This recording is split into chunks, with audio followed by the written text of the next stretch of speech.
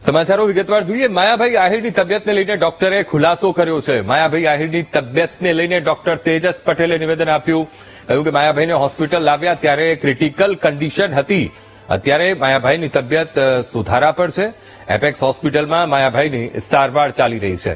તો ગઈકાલે કડીના ઝુલાસણ ખાતે એક ડાયરો અને ડાયરાનું આયોજન કરવામાં આવ્યું હતું અને જેમાં લોક સાહિત્યકાર માયાભાઈ આહિરને બોલાવવામાં આવ્યા હતા। પણ જ્યારે તેઓ ત્યાં પહોંચ્યા ત્યાં તેમની તબિયત એકાએક બગડી હતી।